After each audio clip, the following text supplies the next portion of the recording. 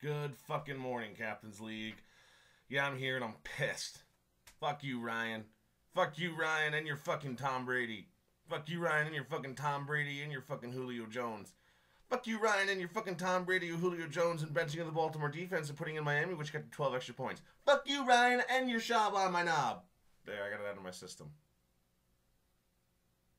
I lost. Before I go any further, I want to say this. Hey, Brocco, you want to hear about more than my team? By the way, I talk about everyone's team in these videos. If you want to hear more, you want to talk about your shit, talk about your shit. Go make a goddamn video with your iPad, you fucking pussy. Don't just sit there and whine about it. Fucking do something about it. You want to talk shit? We'll talk shit. We'll go back and forth, man. You fucking shit zipper. I'll take you fucking home. I'll take you to town, motherfucker. What'd you do this year? Oh, 5th? You're lucky you got 5th. Started 0-4. Got yourself out of the gutter to go 6-7? Oh, so scared of Brocco's team. Anyway, till next year, Brocco. I think I'm going to have to play you twice again, huh? Let's move on a little bit here. So Ryan beat me, but we're going to start somewhere else. We're going to start with the Sacco playoffs. Adam played Jeff, and Adam is the reigning Sacco, but he did win. He's not getting it this year. 119-42. Jeff almost broke a record this week. His own record, actually. The lowest points scored total ever in this league is 41. And it's owned by Jeff. He scored 42. 119-42. Jeff, you better start paying attention to your team, or you're going to be the Sacco with the lowest point total ever, and you're going to get a nice little prize from me. Michael versus Dana for the other Sacco matchup, potential Sacco matchup. Mike won 110-92. Dana won in the fatherhood this week. I want to say congratulations again. IMG, Ian Matthew Gordon, welcome to the world. Hopefully your father doesn't get the Sacco this year in the year of your birth. It is up to him to beat Jeff in order for that not to happen. So, Jeff and Dana, good luck. Now we move on. Yeah, Brocco beat Jimmy. Brocco is 5th place. Jimmy is 6th place, and their season is done. They can watch the rest of the way. They are already doing mock drafts for next year. Joe versus Jay for the first semifinal matchup. Joe won 148-93. MVP for Joe's game, actually MVP for Joe's season, is AP. Adrian Peterson, the Vikings running back, who everybody thought was going to have a very tough year this year. He tore his ACL in week 16, 17 last year. Doesn't matter because it's a 12-month recovery program. 10 to 12 months. I don't care what you say. It's remarkable what Adrian Peterson has done this year. I didn't want to take a chance on him. Adam didn't want to take a chance on him. Nobody wanted to take a chance on him except for Joe. Go, Joe, for taking that chance. The ball's on you after taking that pick. We all made fun of you. I know Adam and I did. 42 points this week. MVP of Joe's team, Adrian effin' Peterson. Not even his first-round pick. Aaron Rodgers, his first-round pick, though, got him 33 points in his matchup against the Bears. The more surprisingness of Joe's team was his wide receivers. Now, Joe was a little nervous. Joe called me Saturday night. We talked about it. He called me Sunday morning, and we talked about it. And I was very honest with him. He needed a wide receiver. He had Stevie Johnson and Cecil Shorts. He needed another one. Now, I told him to go Hankerson. Was one of the first names I told him. The Redskins wide receiver. Scored 2 touchdowns this week. He did not go with him.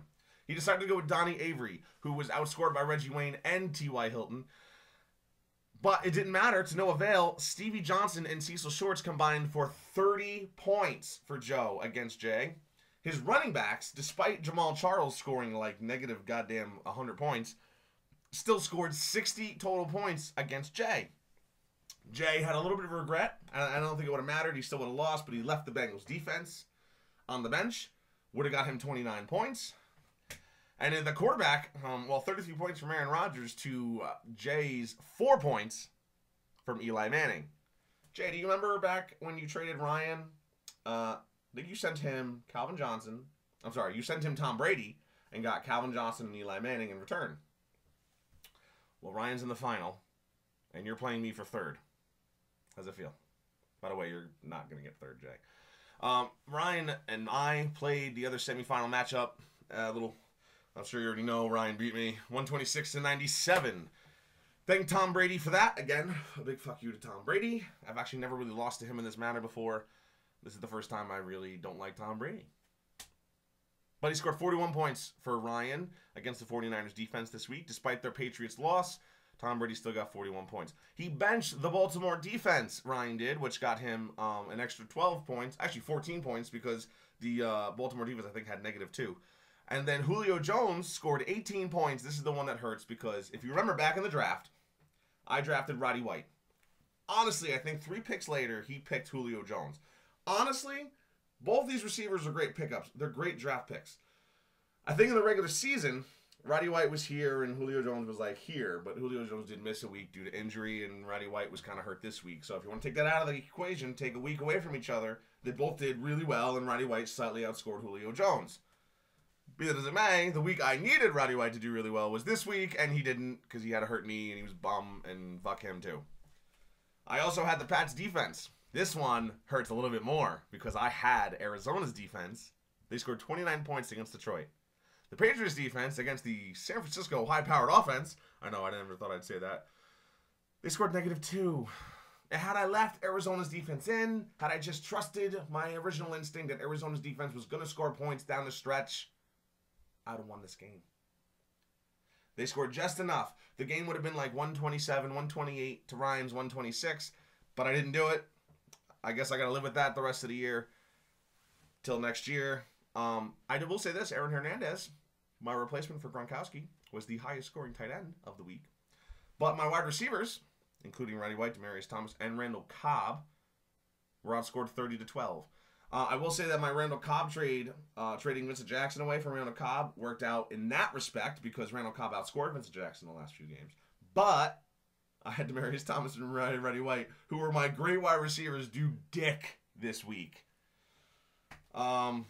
Again, if you want to complain about your team, if you want to talk about your shit, make your own fucking video. I'd love to see it. You guys even know how to do it.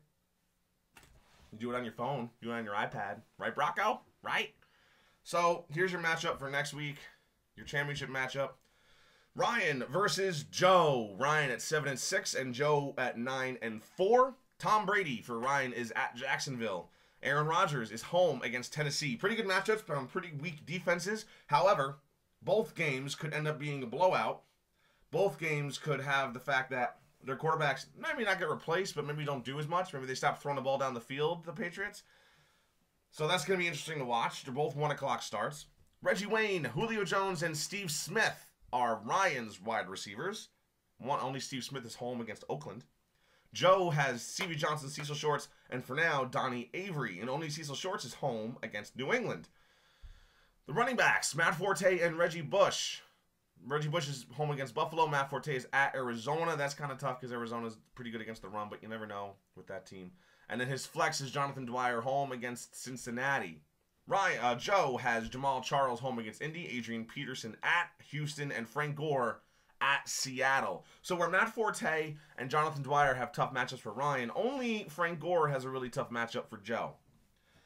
Kickers, Adam Vinatieri is at Kansas City, so that's outdoors, but Connor Barth is home against St. Louis. That's also outdoors, but a little bit better weather down in Tampa.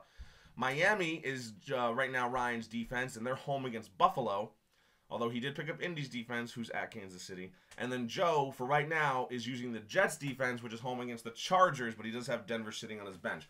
As of right now, on Tuesday afternoon at 12, Joe is favored 124-108. I think this matchup's a little closer than that projection. I think it goes 120-118, but I think Joe wins it. The reign of Ruxin is coming, everybody. Joe is probably going to win this championship. Sorry, Ryan, I don't mean any offense. I just feel that way. But I thought you were going to lose to me, and you didn't. I lost. The money, as far as it goes, third place game is me and Jay. The winner of our game is going to get their money back. That's $50. The loser of the championship game is going to get $100. That's double their money back. But the winner of the championship game is going to get $350. I kind of feel that's a little low for a championship. You're only winning $300 technically on the $50 that you spent. But be that as it may, someone's going to come away with some money and the trophy, which is all just so more important. So, real recap. You want to make your own video? Fucking make it. Don't complain about the one that you're watching. Or, yeah, just make your own goddamn video, Brocco. Stop being such a pussy. And whining. Jeff and Dana up for the Sacco. Joe and Ryan up for the championship.